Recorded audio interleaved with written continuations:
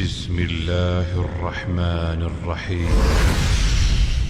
تمام دیکھنے اور سننے والوں کو السلام علیکم۔ حضرت زینب بنت جحش رضی اللہ عنہا سے نکاح کا سبب۔ آپ صلی اللہ علیہ وآلہ وسلم اللہ تعالیٰ کے احکامات کی تکمیل کرنے میں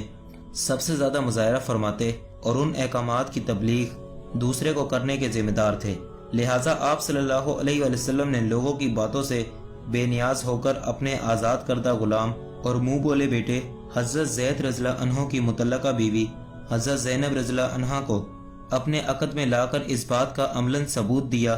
کہ آپ صلی اللہ علیہ وآلہ وسلم اللہ تعالیٰ کی ذات اقدس کے سوا کسی سے نہ ڈرتے تھے،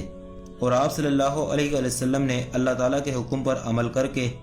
جاہلیت کی پرانی رسم کو ختم کیا جو ایک منہ بولے بیٹے اور باپ دونوں کی وجہ سے باطل ہو رہا تھا۔ اسی سلسلہ میں ارشاد باری تعالیٰ ہے، پس جب زید نے اس عورت سے اپنا تعلق ختم کر لیا، ہم نے اسے تیرے نکاح میں دے دیا تاکہ مسلمانوں پر اپنے لے پالکوں کی بیویوں کے بارے کسی طرح کی تنگی نہ رہے جب وہ اپنا تعلق ان سے ختم کر لیں۔ اللہ نے جو حکم دیا اس پر تو عمل ہو کر ہی رہنا تھا۔ تاریخ کا یہ درخشاں تابناک باب ہے کہ اللہ تعالیٰ کے حکم سے حضرت زینب بنت جحش رضی اللہ عنہا اور حضرت محمد صلی اللہ علیہ وآلہ وسلم رشتہ ازواج میں منسلک ہوئے۔ آپ صلی اللہ علیہ وآلہ وسلم نے اپنی پھوپھی ذات کو اس رشتہ داری کی بنا پر حضرت زید رضی اللہ عنہ کا خطبہ بھی پڑھا تھا۔ حضرت زید رضی اللہ عنہ کے ساتھ نکاح ہو جانے کے بعد جب تک پردے کی آیت نازل نہ ہوئی تھی، رسول اللہ صلی اللہ علیہ وآلہ وسلم اور حضرت زینب رضی اللہ عنہ کے درمیان اس قریبی رشتہ داری کی وجہ سے ایک دوسرے کے سامنے آنے میں کوئی حرج نہ تھا اور ایک دوسرے کے گھر آنے جانے میں کوئی تکلیف نہ تھا، جبکہ حضرت زینب رضی اللہ عنہا آپ صلی اللہ علیہ وآلہ وسلم کے منہ بولے بیٹے کی بیوی تھی، اور حضرت زید رضی اللہ عنہ کی شکایت پر آپ صلی اللہ علیہ وآلہ وسلم ان دونوں میں صلح کرانے بھی اکثر تشریف لاتے رہتے تھے۔ اس معاملے میں اللہ تعالیٰ کے احکام کا نزول شروع ہوا، جو اس طلاق کے بعد آپ صلی اللہ علیہ وآلہ وسلم کے ساتھ عقد کا اند یہ بھی تھا۔ ان احکامات کے نزول میں آزاد کردہ غلام کو آزاد شہری کا حق ملا اور منہ بولے بیٹے کے حقوق کو ختم کرنے کا سبب بنے، جو منہ بولے بیٹوں کو سلبی بیٹوں کے حقوق میں برابر کا حصہ دار قرار دیا جاتا تھا، اور ان احکام نے مستقبل کے لیے منہ بولے بیٹوں کے یہ حقوق ختم کر دیے جس کے وہ مستحق نہ ہوتے ہوئے فائدہ اٹھا رہے تھے۔ آخر کیا وجہ ہے کہ اس قدر واضح احکامات اور صحیح واقعات کے باوجود جو اس عقد میں کیے گئے اور مشرکین نے ان خیالات و واقعات کو اپنی تالیفات میں ذکر کیا؟ ان مشرکین میں سر فہرست مویر، ارونگ، سبرنگر، فیل، دھرمنگم اور لامنس وغیرہ ہیں، جنہوں نے کتاب حیات محمد صلی اللہ علیہ وآلہ وسلم تحقیق کی آڑ میں آپ صلی اللہ علیہ وسلم کے بارے میں ایسی کتابیں تالیف کی جن میں آپ صلی اللہ علیہ وسلم کی ازواج مطہرات خصوصاً حضرت زینب بنت جحش رضی اللہ عنہا کے عقد کے متعلق جان بوجھ کر ضعیف اور موضوع روایات پر اپنی عملی تحقیق کی امارت کی بنیاد رکھی۔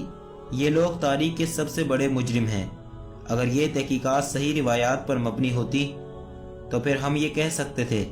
کہ دنیا کے عظیم ترین اشخاص عوام کی طرح ہر قانون کے پابند نہیں ہوتے، جیسا کہ حضرت موسیٰ علیہ السلام، حضرت عیسیٰ علیہ السلام اور حضرت یونس علیہ السلام، جو اس سے قبل قانون فطرت سے عام حالات سے مبرا تھے۔ وہ بعض حالات میں ایک دوسرے سے مختلف تھے۔ حضرت موسیٰ علیہ السلام کے ہاتھوں ایک قبطی کا قتل ہوا، حضرت عیسیٰ علیہ السلام کا بغیر باپ کے پیدا ہونا، حضرت یونس علیہ السلام کا مچھلی کے پیٹ میں رہنے والا واقعہ۔ لیکن انبیاء علیہ السلام اور مرسلین علیہ السلام پر ایسے عوارض کی بنا پر جو ان کے اعلیٰ مرتبت کی وجہ سے ان پر تنقید نہیں کی جا سکتی۔ ان کے برعکس آپ صلی اللہ علیہ وآلہ وسلم نے اللہ تعالیٰ کے احکامات کی روشنی میں ہی ایک بہترین اجتماعی نظام کو تشکیل دیا اور وحی الہی کے مطابق ایک مربوط و مستحکم اجتماعی نظام قائم فرمایا، اور رسول اللہ صلی اللہ علیہ وسلم کے اسوائے حسنہ کی بدولت یہ بلند مرتبہ نصیب ہوا۔ آپ صلی اللہ علیہ وسلم نے اللہ تعالیٰ کے احکامات کو اپنے اوپر لاگو کر کے ایک باعمل ناصح ہونے کا ثبوت پیش کیا۔ آپ صلی اللہ علیہ وسلم کی جامع صفات اور بے مثل کارناموں کے ہوتے ہوئے مسیحی مشرکین نے کہا کہ جس طرح آپ صلی اللہ علیہ وآلہ وسلم نے دوسرے لوگوں کے لیے 4 بیویوں کی حد مقرر کی، اسی طرح خود بھی اس حد کے مطابق 4 بیویوں کے علاوہ سب کو طلاق دے کر الگ کر دیتے۔ رسول اللہ صلی اللہ علیہ وسلم کا اپنی ازواج مطہرات کے ساتھ حسن سلوک کے متعلق حضرت عمر رضی اللہ عنہ نے فرمایا، وہ یہاں دلیل کے لیے کافی ہے۔ بیویوں کا جس قدر احترام اور خیال حضرت محمد صلی اللہ علیہ وآلہ وسلم نے رکھا، اس کی روشنی میں بیویوں پر لطف و کرم کی کوئی اور مثال پیش نہیں کی جا سکتی، اور یہ اس کتاب کا خلاصہ ہے کہ آپ صلی اللہ علیہ وسلم کے اس مقام تک کوئی پہنچنے کا تصور بھی نہیں کر سکتا، کیونکہ میرا پیغمبر صلی اللہ علیہ وآلہ وسلم عظیم تر ہے۔